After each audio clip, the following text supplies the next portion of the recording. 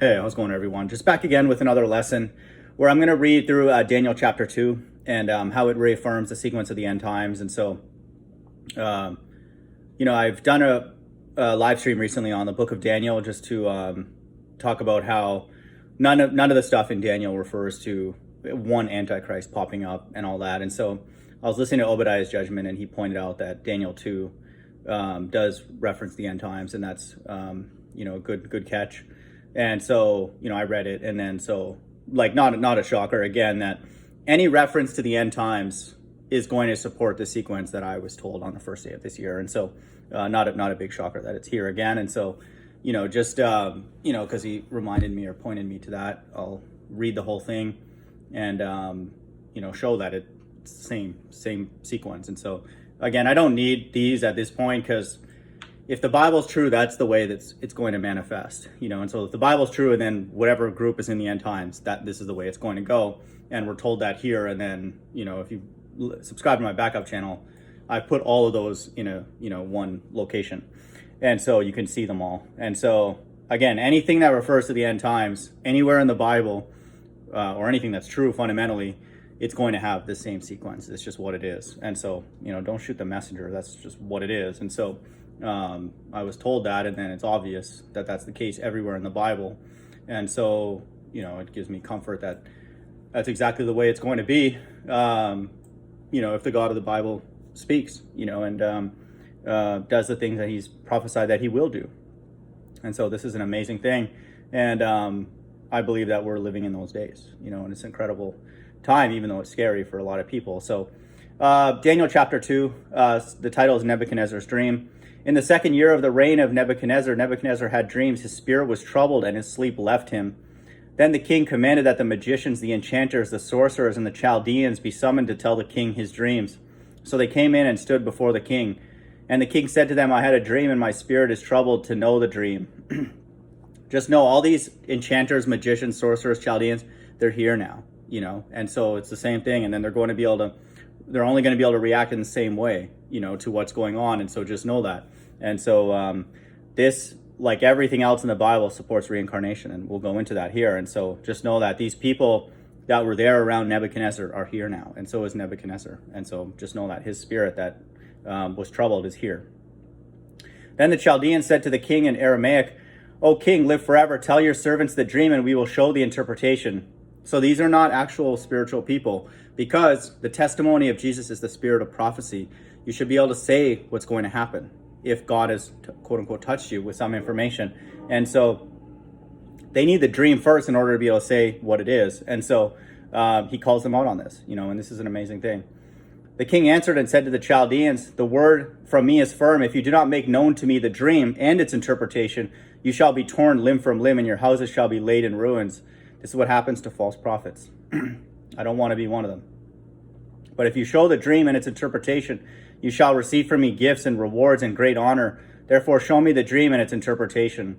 They answered a second time and said, let the king tell his servants the dream, and we will show its interpretation. They don't know what's going on. It's obvious. All they can do is just ask, and then they're going to make up something, like we see with literally everybody reading out of the Bible now. The king answered and said, I know with certainty that you are trying to gain time, because you see the word from me is firm.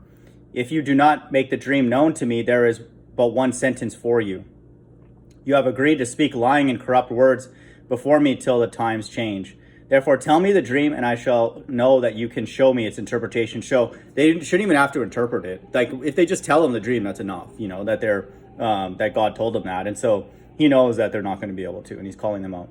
The Chaldeans answered the king and said, there is not a man on earth who can meet the king's demand, for no great and powerful king has asked such a thing of any magician or enchanter or Chaldean. The thing that the king asks is difficult, and no one can show it to the king except the gods, whose dwelling is not with flesh. Gods is lower G. It turns out the elect can, and so just know that. And we're going to find that out here. Verse 12, because of this, the king was angry and very furious, and commanded that all the wise men of Babylon be destroyed. So the decree went out, and the wise men were about to be killed, and they sought Daniel and his companions to kill them. Then Daniel replied with prudence and discretion to Arioch, the captain of the king's guard, who had gone out to kill the wise men of Babylon. He declared to Arioch, the king's captain, why is the decree of the king so urgent? Then Arioch made the matter known to Daniel, and Daniel went in and requested the king to appoint him a time that he may show the interpretation to the king. So amongst all of these sorcerers and Chaldeans, there's always going to be God's elect, and that's who Daniel is a part of course. Daniel is here somewhere on this earth right now, if we're living in the last days. Verse 17, then Daniel went to his house and made the matter known to Hananiah, Mishael, and Azariah, his companions, and told them to seek mercy from the God of heaven concerning this mystery, so that Daniel and his companions might not be destroyed with the rest of the wise men of Babylon. Then the mystery was revealed to Daniel in a vision of the night. Then Daniel blessed the God of heaven. Daniel answered and said, so Daniel's going to Hananiah, Mishael, and Azariah, which I'm assuming those are also part of God's elect. And so just know that. And then they, guess what, communicate with God directly, and God tells them things. And so they don't go to Har or Pastor Anderson or Ken Hovind, any of these retards, which are all spitting ball earthers and all these dummies who are just part of these enchanters and sorcerers. They go to God. And so just know that that's how God's elect operates. Blessed be the name of God forever and ever, to whom belong wisdom and might. It's to God who belongs all this wisdom and might. He changes times and seasons. He removes kings and sets up kings. God is behind Donald Trump and all these other actors. He gives wisdom to the wise and knowledge to those who have understanding. That's for his elect. He reveals deep and hidden things. He knows what is in the darkness, and the light dwells with him. To you, O God of the fathers, I give thanks and praise.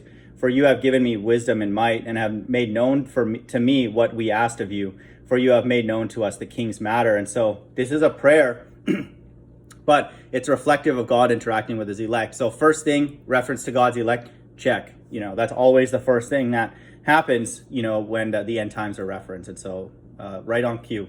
Therefore Daniel went into Arioch, whom the king had appointed to destroy the wise men of Babylon. He went and said thus to him, do not destroy the wise men of Babylon. Bring me in before the king, and I will show the king the interpretation.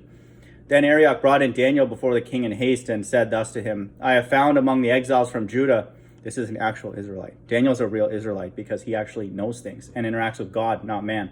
I have found among the exiles from Judah a man who will make known to the king the interpretation. The king declared to Daniel, whose name was Belteshazzar, are you able to make known to me the dream that I have seen and its interpretation? Daniel answered the king and said, no wise men, enchanters, magicians, or astrologers can show the king the mystery that the king had asked, but there is God in heaven who reveals mysteries. And he has made known to King Nebuchadnezzar what will be in the latter days. Your dream and the visions of your head as you lay in bed are these. To you, O king, as you lay in bed came thoughts of what would be after this, and he reveals mysteries made known to you, what is to be. But as for me, this mystery has been revealed to me not because of any wisdom that I, more than all the living, but in order that all the interpretations may be made known to the king, and that you may know the thoughts of your mind. And so just know that Daniel's humble. Everybody on God's right-hand side, especially the 144,000, and obviously the two witnesses, they're extremely humble. They don't think anything of themselves. This is why he says this. This is not anything that's special about him. It's simply to fulfill God's purpose, and to reveal this dream and then explain to us now reading this what's going to happen and then the days that we're living in now. And so that language is completely consistent with God's right-hand side, and you don't see that anywhere, on earth. And so just know that we know the way the truth sounds, and the way righteous people sound. And it does not sound like anybody on this earth, because this earth is filled with stupid people and actors and like all these sorcerers and all that kind of stuff. So just know that to me, you don't even have to say anything else. We know who we're dealing with at this point. You tell me he's an Israelite, and then you say that he has this thought that comes to his mind and says this, what he's about to say is going to be true. Absolutely, without a doubt, because that's the kind of people that God operates through. Verse 31, you saw, O king, and behold, a great image. This image, mighty and exceeding brightness, stood before you, and its appearance was frightening. The head of this image was of fine gold, its chest and arms of silver, its middle and thighs of bronze, its legs of iron, its feet partly of iron and partly of clay. As you looked, a stone was cut out by no human hand, and it struck the image on its feet of iron and clay and broke them in pieces. These are symbols of empires and then leadership structures that are groups of spirits. And so just know that. And then the leadership structures that are on this earth are being recycled, and just know that there's nothing new under the sun. And so the leadership structures in the past are now leaders now. And so just know that. And then Daniel's being shown here that those leadership structures are going to be destroyed at some point permanently. Then the iron, the clay, and the bronze, and the silver, and the gold all together were broken in pieces and became like the chaff of the summer threshing floor. and the wind carried them away, so that not a trace of them can be found. But the stone that struck the image became a great mountain and filled the whole earth. And that's Christ. The stone that has been rejected, is now the cornerstone. And so that's Christ. And so he is then going to be the Lord of Lords and King of Kings. And the very important thing here is that said here, that so that not a trace of them could be found. Christ says, the Bible says that anybody who's destroyed in hell, body and soul are destroyed. And so that's, again, reaffirmed here. Big shocker. Bible's consistent. And so God's entire left-hand side is going to be destroyed and never be found again. And so just know that. And so all these retards who use the Bible to then go talk about how all these souls are going to be back and then they're going to be slaves and all that. Well, how do you explain that here and everywhere in the Bible?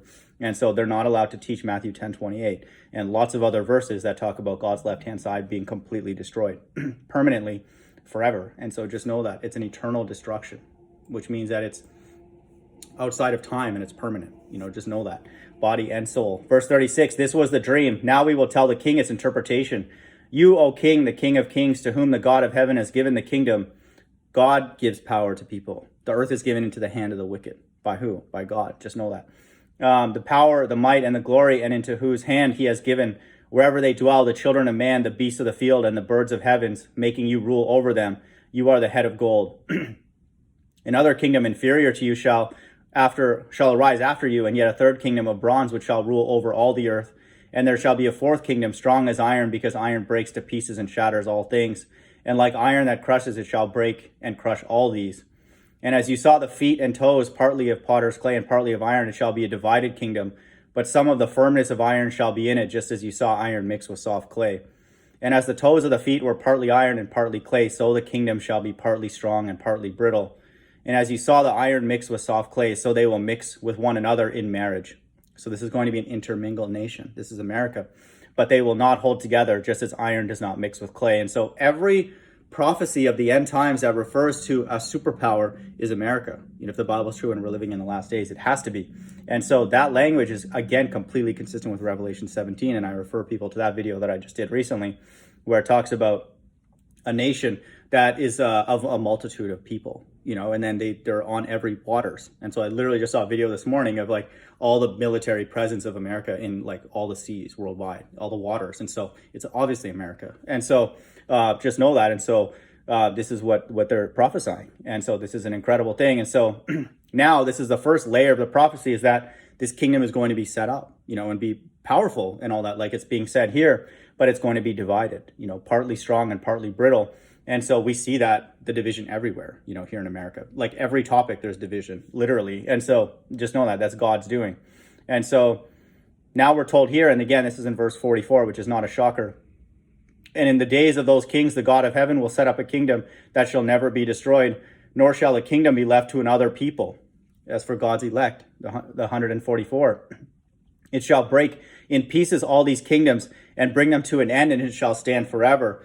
And so that's referring to God's elect returning with Christ, and destroying all these structures. And so just know that. And so first and foremost, we're talking about America, being weak, and all that kind of stuff.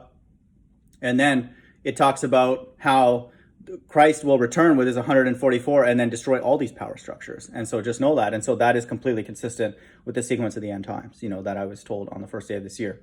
And so verse 44, which is referencing the elect, is talking about breaking in pieces all these kingdoms and bring them to an end, and it shall stand forever. And so just know that. And so just as you saw that a stone was cut out from a mountain by no human hand, and that it broke in pieces the iron, the bronze, the clay, the silver, and the gold. So all these, again, power structures, Nebuchadnezzar and all these idiots are here now, leading different nations and part of all these power structures. And then we're told here that all of them are going to be killed. So God's entire left-hand side is going to be destroyed by Christ returning with his elect. And so just know that. A great God has made known to the king what shall be after this. The dream is certain and its interpretation sure.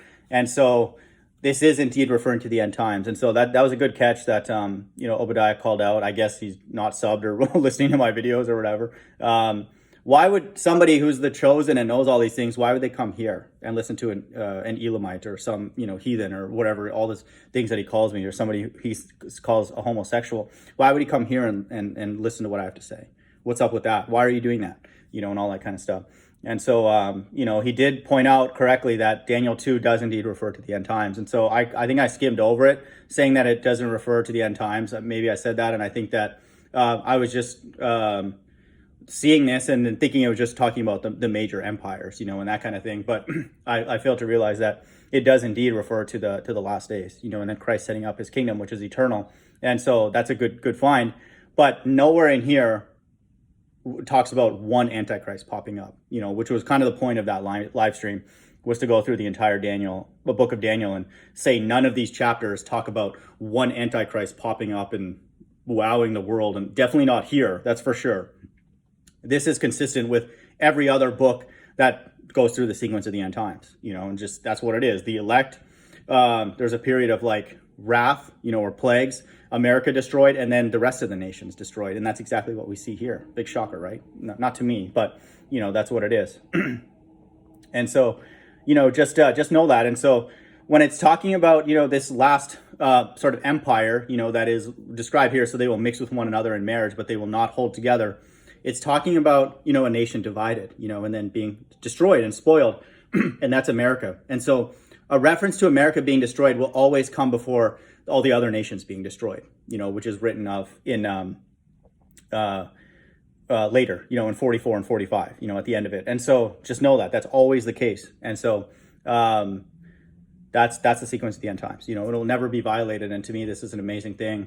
And you have to know a little bit of numerology here. I would say it's a bit subtle in verse 44, because that's in that position on purpose, because that's God's elect, and in those days of those kings is talking about all of them. So this again supports reincarnation, that all those kings have to be here in the end times for this verse to come true, and the entire Bible to come true. All eyes will see him, even those who pierced him. And so that again supports reincarnation. And so just know that. Daniel is also told that he's going to take his place in the end times. So that supports reincarnation in the book of Daniel. And so it's for God's left and right hand side. And in the days of those kings, the God of heaven will set up a kingdom that shall never be destroyed. It's plural, all the kings. Nor shall the kingdom be left to another people. It's for God's elect, and so just know that they are the government, quote unquote government, for the kingdom of heaven, with Christ ruling. And, that's an amazing thing. And we're anxious for those days. It shall break in pieces all these kingdoms, and bring them to an end, and it shall stand forever. And so that's referring to the kingdom of heaven. And so that's an amazing thing. Daniel is promoted, verse 46. Then King Nebuchadnezzar fell upon his face and paid homage to Daniel, and commanded that an offering and incense be offered up to him. The king answered and said to Daniel, truly your God is God of gods and Lord of kings, and a revealer of mysteries. And so End Times Teacher thinks that since every king is born, he uses some verse, I think in the Apocrypha, to prove that Christ was born of man and woman, because every king comes into the world. He's a Lord of kings. Is that the same as a king, you retard? And so these stupid people, man, they blaspheme the Holy Spirit. Then they have the gall to come anywhere and then ask us to kiss the ring of a bunch of retards. So how do you explain that? Truly your God is God of gods. And gods is in small g. And so that's God's elect. So he's the God of all those, people, and Lord of all the kings, all these actors, and a revealer of mysteries. And for you have been able to reveal this mystery. That's God's elect. And so, what are the mysteries that these people are revealing? All these people, tell me what happens first and all that kind of stuff. We know exactly what's going to happen. We know that the two witnesses are two men, Moses and Elijah. They're going to be prophesying in the streets of America for 1,260 days. And so how come you guys don't know that? That kind of thing. What's up with that? And so we know that you're not the two witnesses. You guys are stupid. Verse 48, then the king gave Daniel high honors and many great gifts, and made him ruler over the whole province of Babylon, and chief prefect over all the wise men of Babylon. Daniel made a request of the king, and he appointed Shadrach, Meshach, and Abednego over the affairs of the province of Babylon. But Daniel remained at the king's court. Daniel is not impressed by this person. He knows he's an actor. He's just playing along, and all that. None of us, definitely in these times, regard anybody on earth unless they're speaking truth out of the Bible, which is nobody. And so we don't care at all. We don't regard anybody on this earth as interesting or smart or, oh, wow, you have so much power. Who cares? We're told here that all those structures are going to be destroyed permanently. So what are we going to do? Go and be impressed by those retards who are going to be destroyed permanently, or be impressed by the one who's going to destroy all those people and then have rulership over the entire earth and set up his government? With Daniel will be one of them. Absolutely. One of the 144,000, without a doubt. And so we want humble people like Daniel in charge. First of all, he's humble, like I read earlier, and then he knows things because he interacts with God directly, not Wikipedia, not Tahar, not Ken Hove, and all these other Masons and all these dummies. And so, we're anxious for these days to be fulfilled. And so Daniel chapter 2 again reaffirms the sequence of the end times. It's always God's elect being referenced.